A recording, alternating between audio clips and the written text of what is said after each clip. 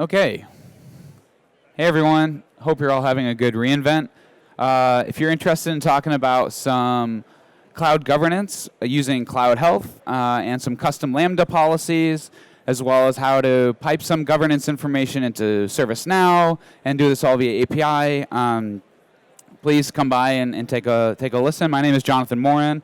I'm from Cloud Health Product Management Team. And before I get started, I can tell you a little bit about myself. I just mentioned I'm a product management. Feel free to say hi on Twitter. There's a photo of me and my pup, as well as my wife and some friends on some hikes, in addition to my interests of just kind of why we're all here in the first place, right? Building modern applications, using APIs and data to kind of inform more and more of what we do and increasingly automate all of that. So if you're not familiar with Cloud Health has been around for several years. We actually manage $11 billion worth of spend and helping our customers get visibility into what they're spending in the cloud, report on that based on their business unit, and kind of bring a business context to that business impact of cloud, as well as manage resources and kind of just that broad cloud management across what you're doing across your clouds, and specifically today focusing on AWS here, helping with security and compliance, and what we're going to talk about today, which is governance. How to kind of allow teams to go build and do what they need to do while having a layer of reaction time to take custom action and kind of have a nuanced approach where what if something got spun up that wasn't according to your service catalog, or maybe you don't have a service catalog, you have a different approach, and how do I react based on how these resources are spun up? So that's kind of what we're going to talk about today. And before we get into some of the technical aspects of that, I just want to kind of paint what we see from our side, and would love to kind of hear some of your comments of what you see and how this is working in your organization. It essentially all starts with this vision and this notion that, well, with cloud, we kind of have just the ultimate freedom to go in, spin up whatever resources we want, and build our apps, right? The old story that kind of we all know what all brought us here. Until our manager comes along and says, hey, our CFO's been asking us why this cost line item has been running us up so high, and if we could actually bring that down a little bit, which is kind of an abstract and hard to actually build a granular plan around that, which is kind of where Cloud Health comes in. But that's just one group. Then there's other folks on the security side saying, hey, we noticed you spun up some instances over here and started writing some code, actually with some IP from the company. Is that being managed according to our compliance guidelines? And we want to make sure that all our security practices are around all this free these new innovations you're building, Mr. Software Engineer, Miss Developer. And then there's the finance teams that say, actually, yeah, we saw that this ran up some costs. That's fine, but where does it go? Who's actually going to pay for that? Is that some central IT ops bill, some cloud team, or is it kind of the different business unit developers? And how do we answer some of those questions? And then finally, for those cloud ops teams kind of knocking on your door saying, hey, we saw you run up some apps, but they're not in compliance to the different tagging strategies we have for in the cloud. Don't you know we have these rules where you're supposed to tag your owner tag, and you're the owner, so put your name there, and why isn't that there? And of course, finally, all the visibility things, all the visibility challenges that the developers themselves need to get out of the cloud or understand what's going on with your apps in the cloud, like performance management. So this is essentially where this is kind of the lens with which Cloud Health has built our governance engine.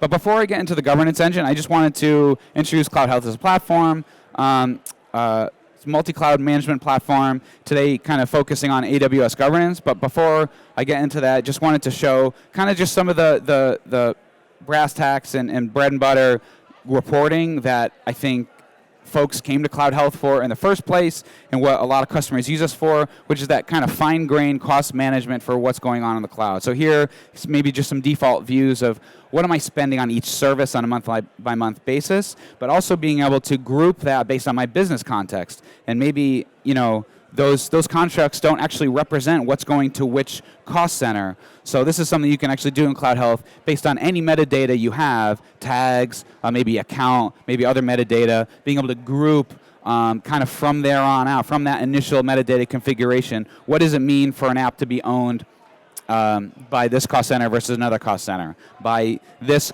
product I'm running on the cloud versus that product, this line of business versus that line of business. So from there, we're able to kind of show you, as well as like optimize some your costs. Recently, Amazon announced this concept of savings plans, kind of the next evolution of reserved instances, if you're familiar with those. Basically, another way of getting some discount in exchange from Amazon in exchange for committing to using them. So these 1 year and 3 year commitments. So there's some reports we recently updated to show, well, how are those reserved instances applying to my usage? How are those savings plans applying to my instances?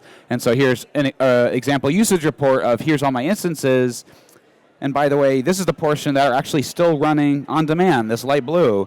And boy, I'd actually like to, I'm seeing that's actually an increasing chunk of my instances. Maybe I should buy some more reserved instances, or in this case, compute savings plans to cover more and more of that usage.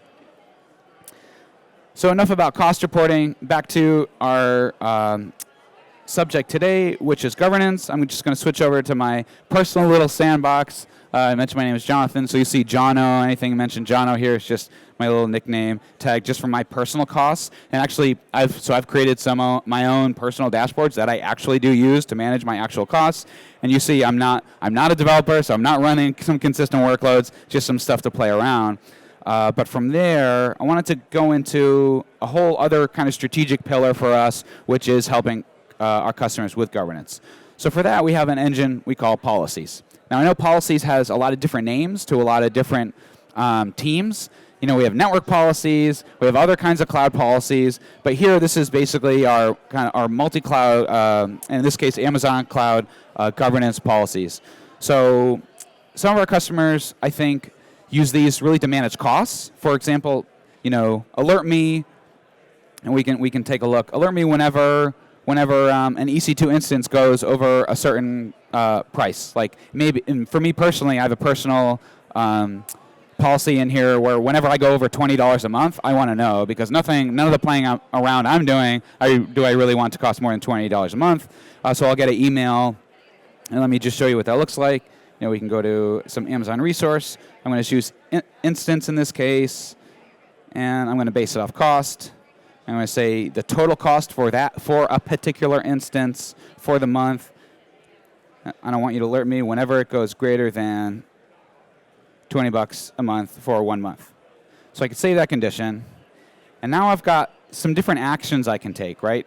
I can send some things to approval. I can just send an email, which is probably the simplest action to take. Maybe I just want to know.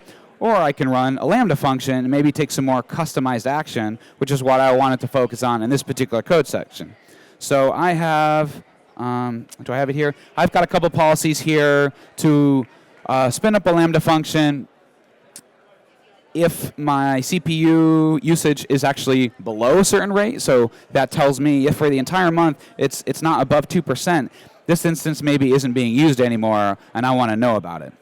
So here I've got my action configured as a Lambda function, and it's called Jono Snow Ticket because I'm actually this Lambda function is actually going to pipe this information into a ServiceNow ticket. So what does that data look like that Cloud Health gives you when you do spin up the Lambda function? Let's say Cloud Health did find those resources. By the way, I've got another case where I want to know if anybody spins up anything that doesn't even have a tag. So these are my two kind of example governance policies. Let me know, spin up this function if anything is not tagged, and spin up this function if any instances aren't really being used. So just to show you what that looks like, Cloud Health will basically then pass all this context to my Lambda function, right? So first, right off the bat, what are those resources that trigger that policy? What are those resources that were not tagged so I can go take the appropriate corrective action? What accounts were they in? What region were they in? By the way, what policy was this affected by? What policy triggered this? So what I'm then going to do here in my Lambda function, brutally simple Lambda function in this case is just pipe that into my personal little dev ServiceNow account. I'm going to pass in the policy notification. So we have a little summary I think we showed earlier that says this is the policy, this is the thing that happened, these are the resources it happened to, and then I'm going to pass that to my ServiceNow dev account. So what did that look like? If I spin over to ServiceNow, just as an example place where I may want to take corrective action on these governance policies, I've got these two policies that were automatically spun up a few days ago when I ran this test based on those Lambda function. And I've got I apologize, I'm actually blocking some of our actual ARNs here so that you're not seeing some of our Cloud Health ARNs that were not tagged. I'll go follow up with those folks who didn't tag their instances appropriately on my own. I'll take care of it. But you can see I've passed in what actually happened. Okay, we see 13 instances that were not tagged. How do I know that? Cloud Health told me. Which ones are they? It's these ones. And I could pass more info like account context and things like that. So maybe one last thing I was going to show is increasingly maybe I think more and more of our cloud ops teams and even the finance ops teams who are managing some of this spend are getting more familiar with APIs and wanting to be able to do this via APIs. So we're starting to build out kind of a compliance as code policy engine. This is a sneak peek into what that's looking like. This is not a GA yet, but being able to kind of tack on an API to that policy engine. And in this case, I'm just doing a more rolled up check of how is this policy looking? Do I have anything that's actually not in compliance with this policy, whether it's about tags, or it's about right sizing, or it's about reserved instance coverage, anything that I want to monitor my governance policy, and you can see how many affected resources I have for each of those policies. So I know that was a bit, but hopefully it gives you a sense of what you can do with some custom governance policies using Cloud Health. And in my case, where I wanted more than just an email, I wanted to pipe some of that data in a custom way, in my case to ServiceNow.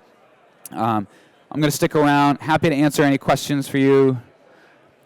And thanks very much for taking the time, and enjoy the rest of your reInvent.